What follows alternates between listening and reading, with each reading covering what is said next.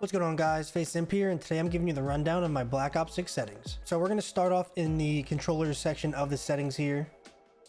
And yeah, we're just going to go down the list. So the first things I changed is my sensitivity. I run 7.7. You know, I personally think that like 6.6, 7.7, I think it's a pretty good range. I think anything above that, anything below it, you might be a little too slow, a little too fast. You might go a little bit above to like 8. But I wouldn't go past 8 in my opinion, because then you're gonna start shooting blopped guns. These kind of changed a lot of the settings, so I don't really mess with any of these. You definitely want your vibration off. If you have, you know, rumbles in, you don't want to be shooting and feeling the vibration. Trigger effects, you want this off too if you have PS5 controller. Because then, you know, you have the different trigger things, and you also have the haptics in your controller, which feel weird. So you want to just turn that off as well as the vibration. But this is the juicy section. This is the inputs, the dead zones. And the biggest thing I would say to you guys is don't copy my minimums. I would just go to 0 with your controller, and then what the hell? I would just I would test it until you have no stick drift. So like, see how I'm moving my controller, I'm letting go and it has like numbers. I would just go up. Oh my god, I keep messing this up. Until you don't have numbers. So even me, like, I was on 2, I can be on 1 probably. Or maybe not. Look, I got stick drift to the left, decent bit, so it's up there by 1. And the left stick doesn't really matter as much because it's just strafing, but the right stick you don't really want that much drift unless, you know, you're a fan of it, but I'm not. But in this game, make sure you lower your left stick max to at least a little bit under, like at least a 75. I would say go 70, anywhere between 75 and like 60. I just honestly think this makes your movement feel just a little bit better, a little bit more responsive. And then same thing with the right stick minimums. You know, you want to just go until you have no stick drift, basically. You know, I'm moving my stick all the way around. I got nothing for the most part. And I mean, top right, like that's no problem. If you do shoot with triggers, make sure you put all of these down. It doesn't matter as much if you don't shoot with triggers, but this just makes your shoot, just that much faster. You know what I mean?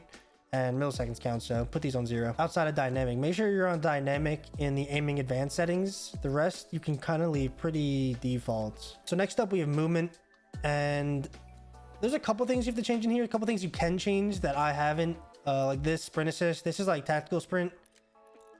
If you are going to turn this on, like ATS, then make sure you put your sprint assist delay to something lower than like what it started with. I don't know what it starts with, but I would type in a number like 2 to 3. That's what I did. And I would just leave it at that. You know, the lowest number the better. And apparently 0 is bugged in the beta, so I would just leave it at this. The rest of these you kind of want on, you know, sprint assist sideways, sprint assist backwards. It just helps you move a little bit better. You don't really need mantle or crouch assist, in my opinion. These will just mess up your movement a little bit. You know, I haven't looked too much into them, but anything making you mantle when you don't want to mantle is going to be a little bit weird. And the same with crouch. You know, you don't want to crouch randomly. I feel like that would mess up your game. Next up you want to change is your slide dive behavior. You want to play on hybrid in this game because you can shoot while diving, unlike kind of unlike last year.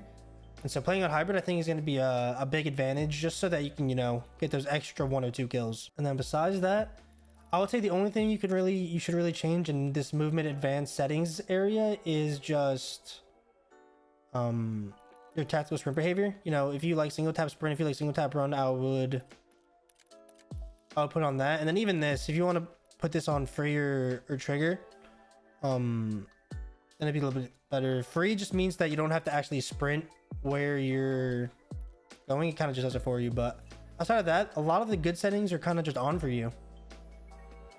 And then coming over here to combat, I don't think you actually have to change anything here. I don't think I changed anything here. Maybe I do have to change something. Let's see. Yeah, I mean, if you like to do the prioritize reload or you know, prioritize interact, and this would be something you change. I just play on tap to reload. But yeah, that was the controller settings. Next up, we're gonna get into the graphics. All right, so going into your display settings, you know, we're gonna run down the list once more. First things, you're gonna want to play in full screen exclusive. This is just so that you have a little bit more frames, a little bit more of your PC just catered to the game. You want to have your refresh rate on the max. For me, it's 360. For you, it might be 240 or even, you know, 144. I would just throw it on whatever the best is. Going down here, you want to have your reflex low latency on plus boost. I have my frames unlimited, but you know, you can cap your frames if you feel like your PC is kind of having like stutter issues. I also have, actually it's not in here, but it's in the next section where like VRAM is like dedicated to the PC or whatever, to the game. I think I have that maxed, but that was basically it for display. There isn't really anything too crazy in here outside of the refresh rate, full screen exclusive, and the on plus boost. Now to get into the nitty gritty, we're going into quality. I'm trying to go down all the settings, to be honest. You know, you want to have this on 100. You don't really want to have dynamic resolution on.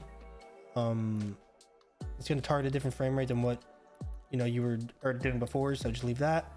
Fidelity cast. You want to make sure it's fidelity FX cast. This is big.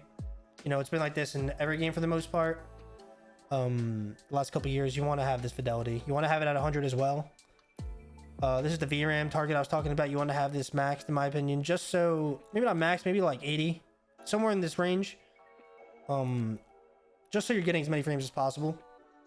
Yeah, maybe I'll go like this since, you know, I'm streaming and stuff. I have variable rate setting on. I saw someone somewhere say this gets you get a little bit of frames, which I don't really notice a quality differential. So I was like, sure, more frames. Going text resolution, I have this low. You know, all these settings are going to be based just around looking good, but also getting the most frames. You know, you want to, as a competitor, you want to be having the most FPS. You want to be able to react as fast as possible. So our tester resolution is low. I have this on high.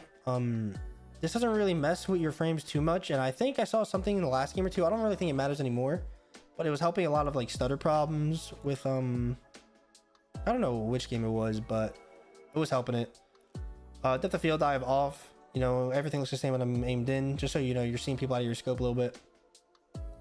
All these low bullet impacts, you probably have these on. Persistent effects, yeah, I mean, I don't think you need any of this. This is a big setting that changed in this game. You can't turn off your on-demand texture streaming. It's either minimal or optimized.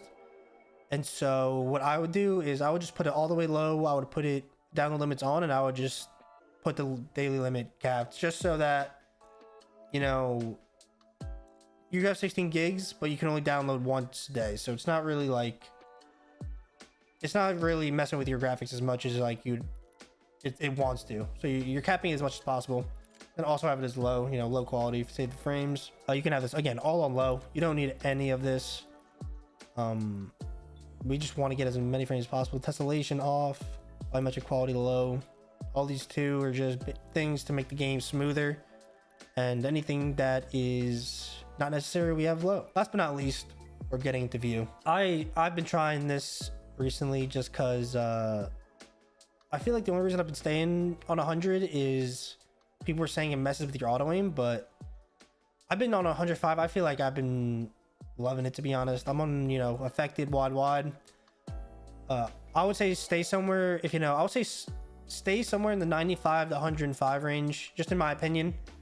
Even 105 is a little bit high. I would go maybe like a little bit lower, but I don't think it matters too much.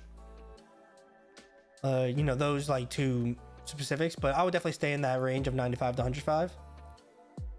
Affected as well. I think most people play affected. I think some people like independent, but I personally have always been on affected. As a sub player too, I'm on wide field of view. I've always just thought it's a little bit better, a little bit better looking. Oh my god. Just as a sub, you know, the iron sights and stuff. And this is the important section. You want all of this on off or low, you know, the camera movement least. And, you know, if you don't like the flashbangs, then you could turn this on. But these three are the huge ones. You really want these off, just because motion blur and FPS is never, you know, it's never a fun time. But yeah, that was graphic settings. Let's head over to the audio. All right, so I personally think the CODs recently have been so loud. I usually put my master game volume pretty low, so, you know, whatever is great to your ears. But you don't need anything besides the effects. You know, you can have dialogue up a little bit. You know, maybe I can juice this up to like a 30. But you really want your effects at 100. You want to be trying to hear those footsteps. You want to be trying to just get any extra audio cue that you're going to get from somebody close on you. For the audio mix, I've always played headphone bass boost. I played this on last year, and I will be playing on it this year. The rest, you know, you can kind of just do whatever. This is all just personal audio. I'm not sure this is all personalized, but the biggest thing for me is, where is it actually? Here, color customization. I do this in every game, and I recommend you guys do it too, is put filter 2, put both, and put it on 100. I just think this makes the game look the best. I don't know. Like, you can kind of cycle the ink. You definitely don't want that one. This one's a little bit too red. I just think it makes it look a little bit better in my opinion. So I would recommend doing that. There's a lot of weird presets and stuff you can customize. I've been running the mission interface preset. I don't really know if it's good or not. I feel like if I wasn't running this one, I might be running magnified just because it's a big mini map. Besides that, you want to make sure you're on a square mini map. Having a square mini map makes it so that it's just a bigger mini map. You know, when you have a circle one, I mean, here we can kind of see in the presets. When you have the circle one, it just very clearly cuts the corners off. So I would recommend just putting that one on and calling it a day and getting used to it, because it will be worth it in my opinion. Yeah guys, that's all my settings for the Black Ops 6 beta. If you did enjoy, make sure you drop a like. If you're new here, make sure you sub to the channel. I plan on uploading more, especially with this beta coming out, so be on the lookout for some videos, and I will see you guys in the next video. Peace.